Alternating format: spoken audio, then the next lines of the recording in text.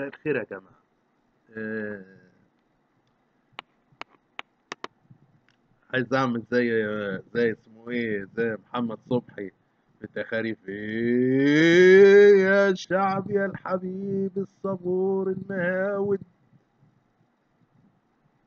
الحقيقة يعني حركات باصم وأعوانه وشراميطه، وهو نفسه أكبر شرموط يعني، بلاه الله بالتيفود على نفس الوزن. و- والصبح كان باعت لي واحد اسمه سام ولا بتاع، ما كنتش عايز اجيب سيرته خالص، بيقول لك جده زفت وعمك باصم وبتاع. حاجة الجدع ده بيجيب لنفسه الشتيمة، كل شوية يجيب لنفسه الشتيمة، وكل شوية يعمل حركات تدل على الغباء على الغباء المستحكم الحقيقة. آه، قد يكون قد يكون الموضوع حصل لدندوشة كده يعني، هو يكون السبب في رد الفعل اللي حصل النهارده. خصوصا ان العصفورة قالت لي ان منتدى حلمات تبع بوسي بوي، اللي هو بصومة 17 ال 17 اللي نكود دول. المهم يعني زي ما تقول زي كده بقاية او ناموسة والواحد في عصا. يعني اللي حصل ده من شوية، يا ريتك فسيت الحقيقة، يا ريتك فسيت. يعني انت عارف لو فسيت كنت هتعمل تأثير اكتر من كده. بيقول لك لو كان نار مش هيحرق مطرحه. يعني بيقول لك اللي في قعرك انفضه، اللي في قعرك انفضه. فطز يعني، واخد بالك؟ طز. الحاجة بتوصل وحاجتي بتوصل وافكاري بتوصل، والدنيا ماشية حلوة وجميلة. وكده كده زي ما قلت لك، انت لن تمس روحي، مش هتقدر تمس روحي ولا تمس نفسي ولا تقدر تمس عقلي. في كل الأحوال أنا زي ما أنا، وبتعاظم أكتر وبتطور أكتر وبتمجد أكتر. فكل اللي أنت بتعمله يعني حقيقة ملوش قيمة، ملوش قيمة. وأي واحد في إيده يعني وسام اللي أنت بعته الصبح بضغطة زر شيلته خالص. زي ما انت بضغطة زر بتروح حاضرني او غيره. فانا سايد نفسي في اماكن كتير، انا سايد نفسي في اماكن كتير. حتى زي ما قلت لك وقلتها لك من قبل اللي حصل من شوية ده. يعني لو انت امتلكت الانترنت كله، حتى في النهاية انا زي ما انا افكاري هتنتشر برضو، وافكاري هتنتشر في الواقع اكتر من الافتراضي بتاعك، لغاية ما توصل لعقر دارك عادي.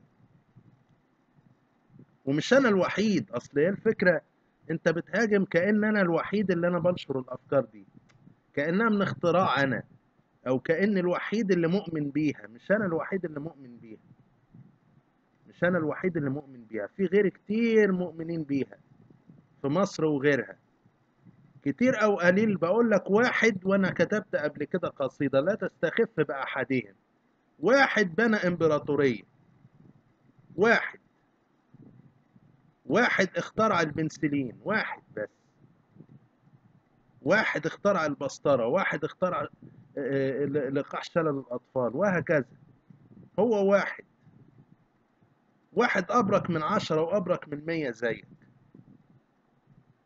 وزي المنافقين بتوعك وزي الهتيفة بتوعك وزي الشتامين بتوعك، أيا كانوا البيادق بتوعك ما لهمش أي قيمة. أقول لك واحد أبرك من 10 وأبرك من 100 وأبرك من 1000، حتى القرآن نفسه بيقول لك كم من فئة قليلة غلبت فئة كثيرة بإذن الله، والله مع الصابرين. موجودة، موجودة. ما قالش أبدا، وقال لك إذ أعجبتكم كثرتكم فلم تغن عنكم من الله شيئا وضاقت عليكم الأرض بما رحبت. الكثرة مذمومة دايما، والقلة هي اللي ممدوحة. فأنت مالكش قيمة ما دام أنت كتير كده، يتعرف إن أنت مغلوب.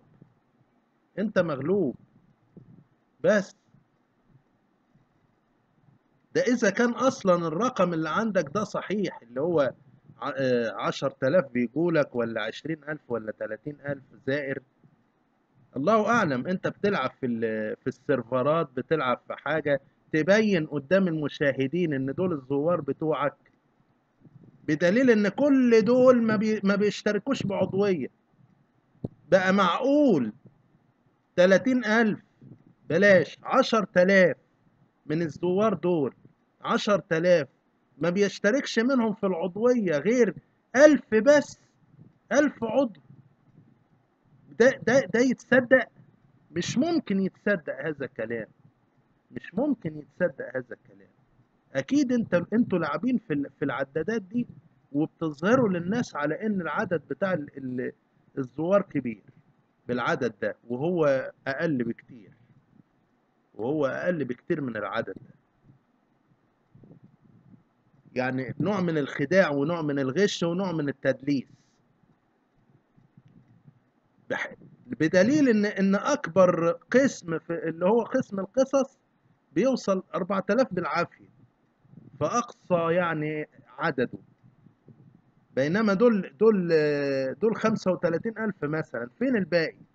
الباقي فين؟ بينما اما تبص في القسم العام وتبص في الافلام وغيره، اما تجمعهم على بعض ما يجيبوش 1000، ما يجيبوش 1000 زائر. انت نصاب، انت نصاب وهجاص وغشاش. انتوا ناس نصابين وغشاشين وبتضحكوا على الناس. مفيش، كل العدد ده وهمي. كل العدد اللي مكتوب في الزوار الان وبتاع المتصلون الان كله عدد وهمي. تلاقيك بتعمله بروبوتات وبحاجات زي كده، والتكنولوجيا سهلة، من السهل دلوقتي، من السهل.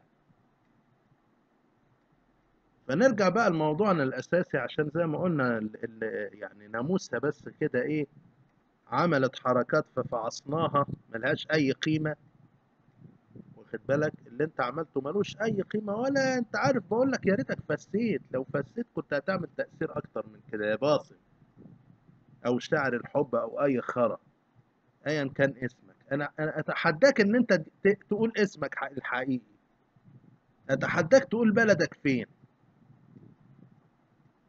والمفروض ان انت ككبير مشرفي منتدى نسوانجي ومش عارف ايه، المفروض تعتمد مبدأ الشفافية مع الاعضاء اللي موجودين.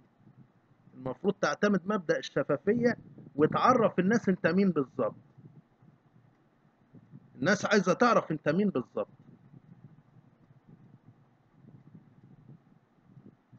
وسنك قد ايه، ومتجوز ولا مش متجوز. عايزين نعرف التفاصيل دي بالظبط، ايه انت مين بالظبط، عشان الناس تبقى عارفة، والأعضاء اللي موجودين يبقوا عارفين هما بيتعاملوا مع مين. واحد من الأردن، ولا واحد متجوز، واحد مطلق، واحد شاذ، واحد خول، واحد مثلي، واحد شميل، عشان نعرف انت مين بالظبط.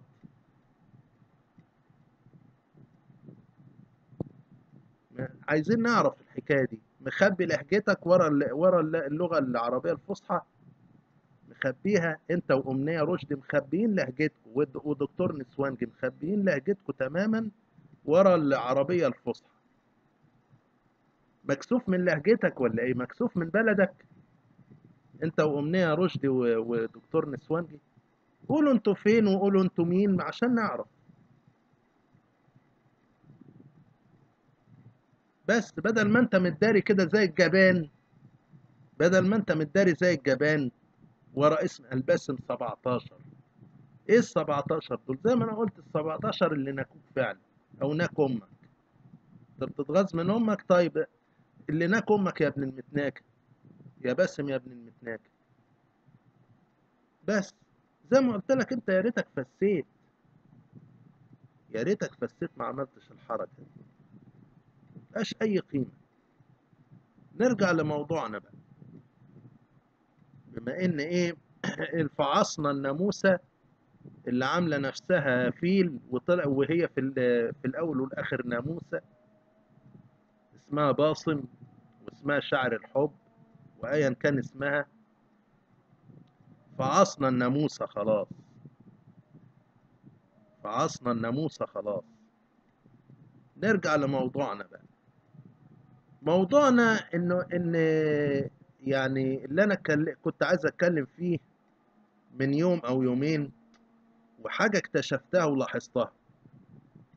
اللي بيبقى عنده مشاعر، يعني الرجل العاطفي اما بيبقى بيهيج بسرعه، عنده شهوه عاليه او عنده شهوه سريعه بتثار بسرعه، بيخاف بسرعه، بيغضب بسرعه، بي بي ايه بي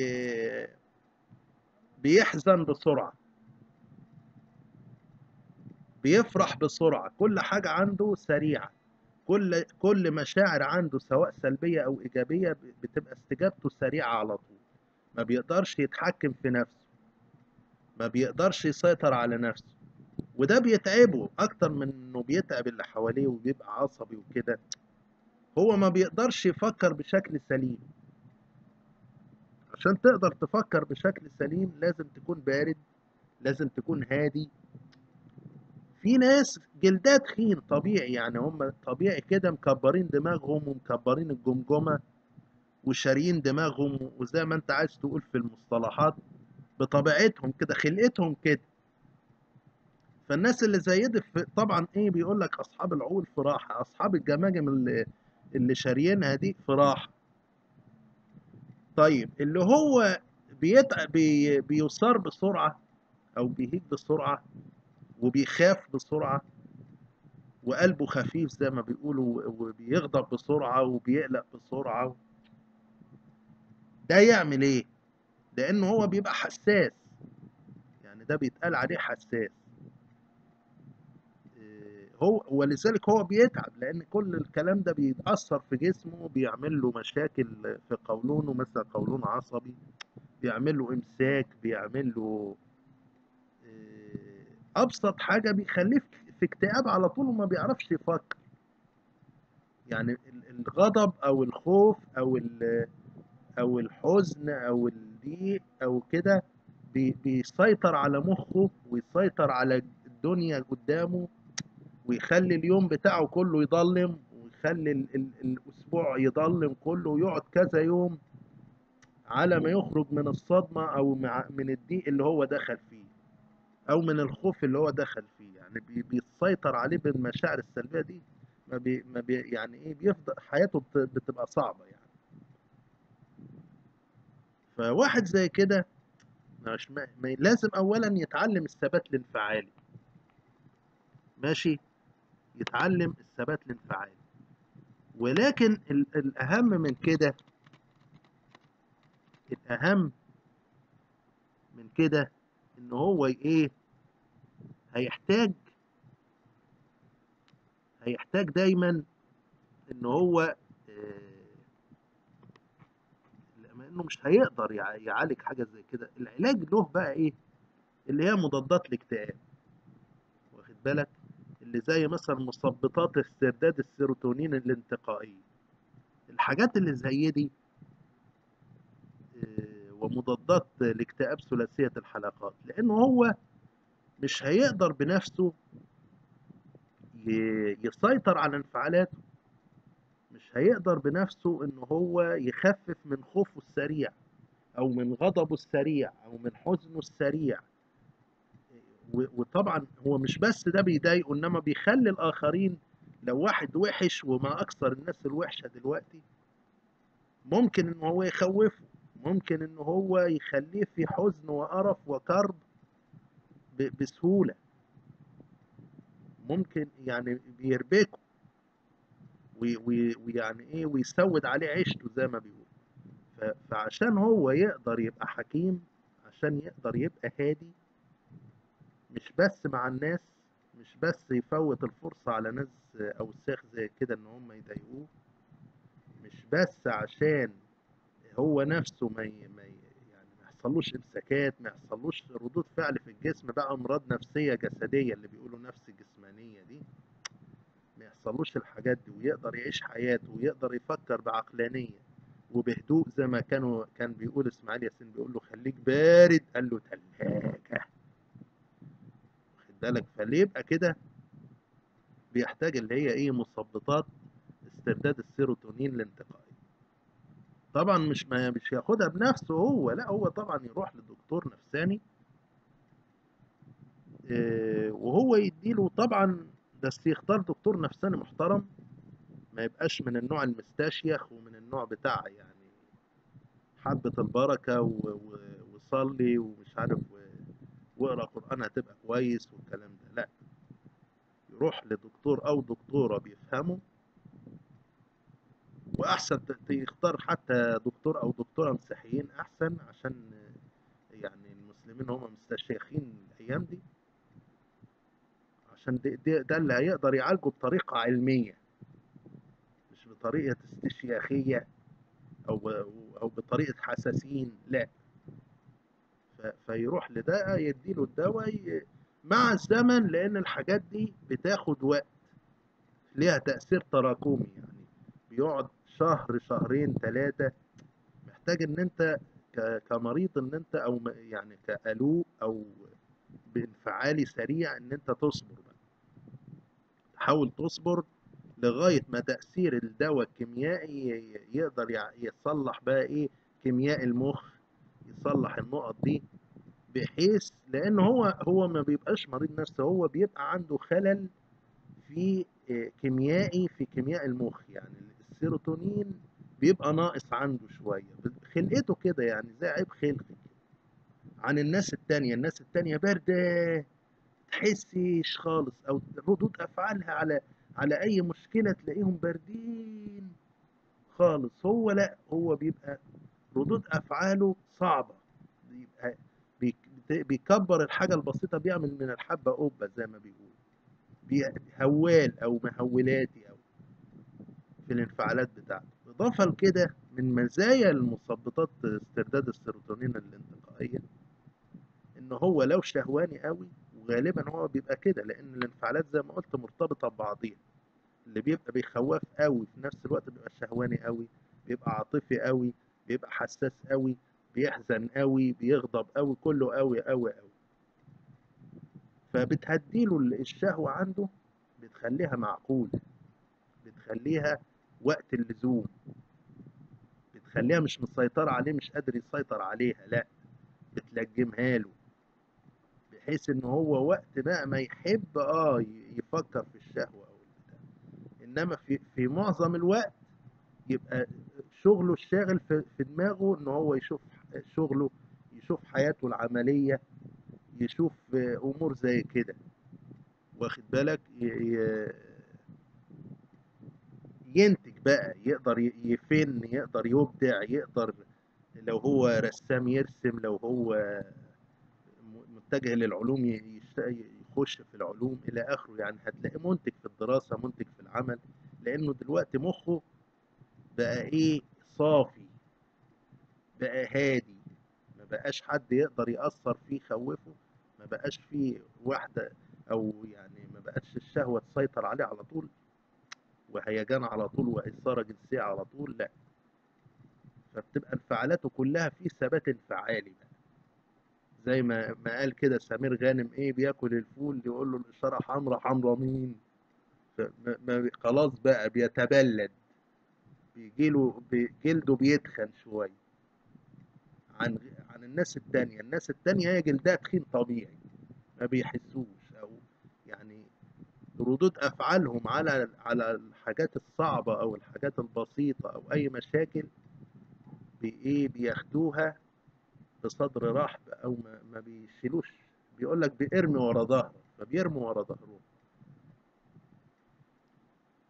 فالموضوع ده انا كنت عايز اتكلم فيه الحقيقه، وممكن يفهم غلط ان هو بسبب اللي حصل بسبب الناموسة النهاردة.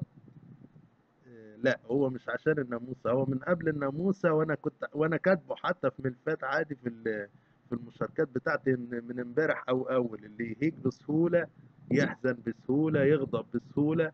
يعني اللي مش مصدق يروح ويشوف، هيلاقيها مكتوبة.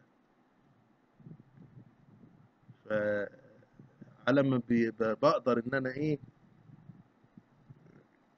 مخلوقه كده الموضوع ودردش معاكم. والله اللي عايز اللي بيحب يسمعني اهلا بيه، اللي ما بيحبش اهلا بيه برضه. واللي انا شايفه يعني ان بيقول لك اذا لم تجد النار ما تاكل اكلت نفسها. فالناس اللي هم مفلفلين ولا عوازل وكيادين وبتاع، هم بياكلوا في نفسهم دلوقتي وبياكلوا في بعض. والتصرفات الصغيرة الصبيانية دي اللي كان بيقول لك تصرفاتك الصبيانية اللي هو باصم، أنا ولا أنت نرجع نقول نفس الكلام، أنا ولا أنت. واخد بالك؟ يعني الوقت شديد أنا أقدر أسيطر على كل المنتديات وأمنعك من هنا وأمنعك، امنع يا عم. كان واحد بيقول رد يا عم، واخد بالك؟ فأنا هقول لك امنع يا عم. مين يعرف إنك هتصحى الصبح يا باصم؟ مين يعرف إن أنت هتصحى الصبح؟ مش يمكن تنام ما تقومش؟ مش ممكن؟ واخد بالك؟ مش يمكن تصحى بمغص تتلوى في السرير مثلا؟ وارد ولا مش وارد؟ انت محصن يعني؟ مش يمكن يجي لك امساك ما تعرفش تخلص منه؟ مش يمكن يجي لك انسداد امعاء يا باصم؟ مش ممكن؟ مش ممكن ازاي ده عندك تنفجر مثلا وانت مش واخد بالك؟ ها؟ ولا يجي لك انسداد في المرارة مثلا؟ مش ممكن؟ ولا تجي لك جلطة في المخ؟ يعني هي ما هو الدم رايح جاي يعني. انت ايه يعني؟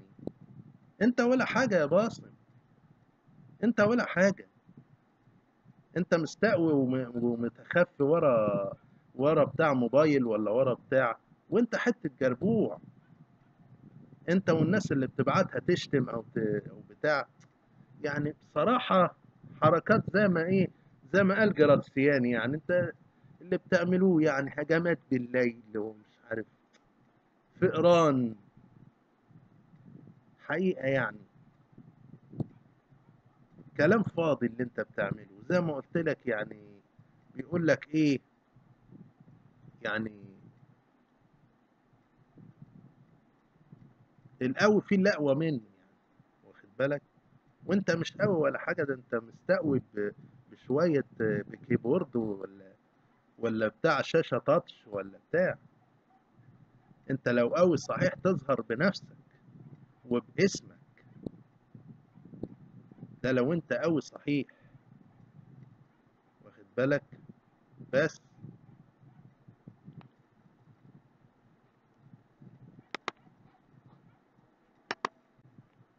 بس ده يثبت ان انت على باطل يا باطل، واخد بالك؟ وان انت في قمة الهشاشة، في قمة الهشاشة. انك تجيب واحد يقول لك جده زفت، ويقول لك ويقول عمك باصم وما تغلطش في عمك باصم وبتاع في اليوتيوب. فيعني معناها ان انت مهزوز. انت مهزوز يا باصم، انت مهزوز جامد، انت مهزوز جامد. مجرد انت مش طايق النقد لانك ما تعودتش ان انت تسمع النقد. انت بقالك سنة وفي واحد حتى علق على، معرفش هو سوداني ولا نوبي ولا ايه، مسخرك في قصة من قصصك الأولى خالص، اداك يعني كيلك. مش هتعب نفسي وادور عليه، انما انا لمحته كده وشفته، لمحته وشفته. وما كنتش عارف ترد، وكنت ساعتها مقشف، ولا كنت مشرف، ولا كنت حاجة. فيعني مالكش قيمة زي ما قلت لك. من الممكن جدا تنام ما تقومش، مين يعرف انك هتصحى الصبح يا باسل؟ واخد بالك؟ ولسه هديلك كمان وغيري هيديلك كمان، واخد بالك؟ فيعني لم نفسك احسن، لم نفسك احسن، واخد بالك يا باسم يا ابن الزانية؟ يا باسم يا ابن الزانية، يعني حقيقة. ويا ابن الهبلة، وما تخافش من الهبلة، خاف من خلفتها، ولا انا خايف من الهبلة ولا من خلفتها. الحقيقة يعني هي لو ما كانتش زانية ما كانتش جابت واحد زيك يا باسم. لو ما كانتش زانية ما كانتش جابت واحد زيك. والزانية انضف منها، انضف من امك يا ام باسم، اوسخ من الزانية، الزانية انضف منها، انضف منها. امك دي تلاقيها يا باسم، يا باسم امك اكيد منقبة، اكيد داعشية، اكيد زبالة، وهكذا. يعني هتلاقيها حقيرة زيك، هتلاقي امك يا باسم حقيرة زيك. بس وزي ما قلت لك، من السهل، من السهل ان انا العن ابو خاشك، واخد بالك، والعن امك وابوك عادي. مفيش حد ما ابوه مجهول او هو مجهول النسب غيرك يا باسم 17 اسطورة القصص. بس وزي ما قلت لك، مين يعرف انك هتصحى الصبح؟ مين يعرف انك هتصحى الصبح سليم؟ مين يعرف ان انت هتصحى الصبح ما عندكش مرض الموت يا باسم؟ محدش يعرف. انت ما عندكش ضمانة، ما عندكش ضمانة. التاج اللي انت حاطه في جنب اسمك في منتدى نسوانجي، او اللون او اللقب اللي حاطه، او ملايين الالقاب الافتراضية دي، لن تغني عنك شيئا، لن تغني عنك شيئا. لو جالك مغص او جالك انسداد امعاء او بتاع، مش هتغني عنك اي حاجة ولا اي حاجة. وساعتها هتعض في الارض وتبوس رجلين الناس، وتدور على اي دكتور يحاول يعالجك. والله اعلم هتنفع تتعالج ولا مرضك عضال مش هينفع يتعالج. فوارد يعني. افتكر كويس قوي يا باسم 17 اسطورة القصص ان انت عرضة للموت وعرضة للمرض في اي لحظة، وعرضة تنام ما تقومش، وتبقى الدنيا خلصت منك.